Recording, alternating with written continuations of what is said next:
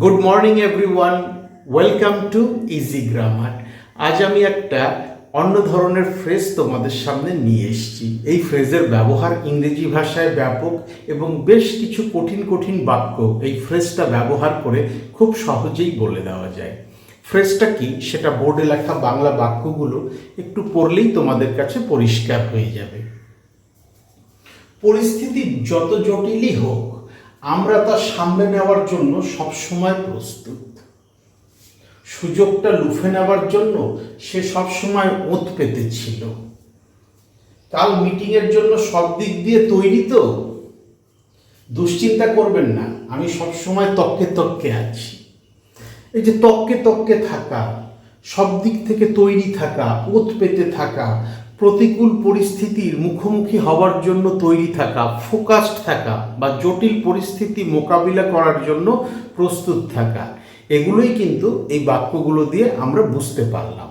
আর এই ব্যাপারগুলোই যখন আমরা ইংরেজিতে প্রকাশ করব তখন একটা ফ্রেজ ব্যবহার করতে হবে। সেই ফ্রেজটা হচ্ছে on the ball.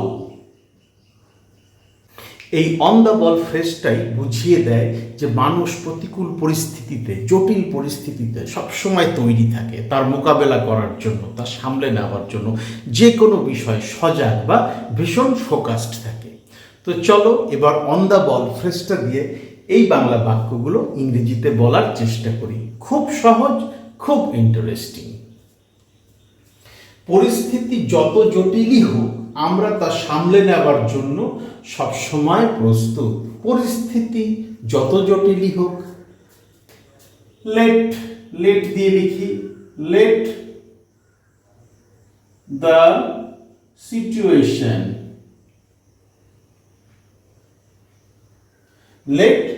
Situation be ever so critical. Let the situation be ever so critical. আমরা তা সামলে নেবার জন্য সবসময় প্রস্তুত। আমরা সবসময় we are always। এইবার সামলে নেবার জন্য প্রস্তুত, জটিল পরিস্থিতি, কঠিন পরিস্থিতির মুখোমুখি হওয়ার জন্য তৈরি থাকা, এটাই বোঝাচ্ছে। আর সেটা আমরা অন দ্য বল ফ্রেজটা দিয়ে প্রকাশ করব। অন দ্য বল। পরিস্থিতি যত জটিলই হোক, আমরা তা সামলে নেবার জন্য সবসময় প্রস্তুত। Let the situation be ever so critical, we are always on the ball. সুযোগটা লুফে নেবার জন্য সে সবসময় ওত পেতে ছিল। সে সবসময় ছিল ওত পেতে, বা সে ছিল সবসময় ওত পেতে। হি ছিল, ওয়াজ, সবসময়, অলওয়েজ। কেমন ছিল? ওত পেতে ছিল। যে ওত পেতে থাকা, সজাগ থাকা, ফোকাসড থাকা, এই ব্যাপারটাই আমরা অন দ্য বল ফ্রেজটা দিয়ে প্রকাশ করি। He was always on the ball.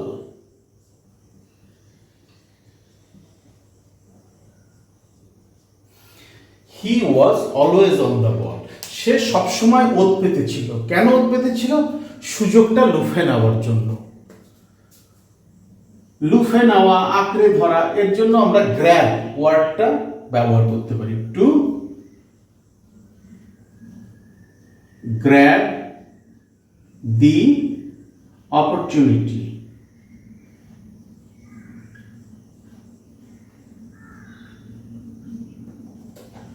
He was always on the ball to grab the opportunity.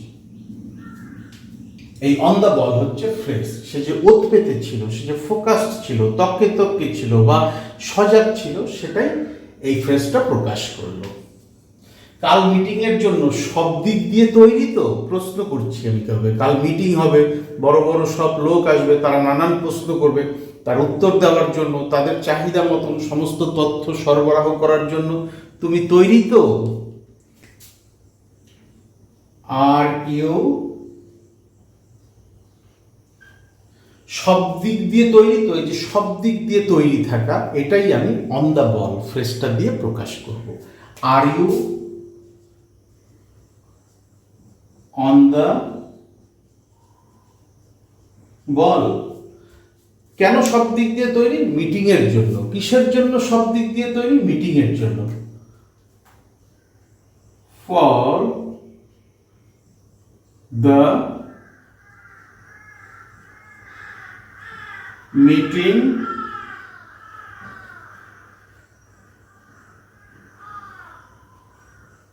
Tomorrow. Are you on the ball for the meeting tomorrow? কাল মিটিং এর জন্য সব দিক দিয়ে তৈরি তো? দুশ্চিন্তা করবেন না, আমি সবসময় তককে তককে আছি।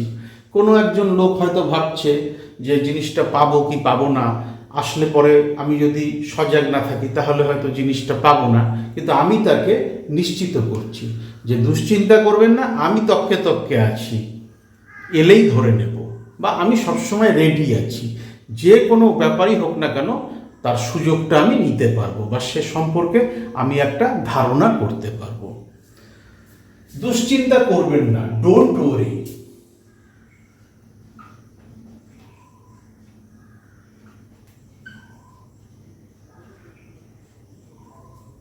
আমি সবসময় তককে তককে আছি। আমি আছি, আই অ্যাম, সবসময়, অলওয়েজ।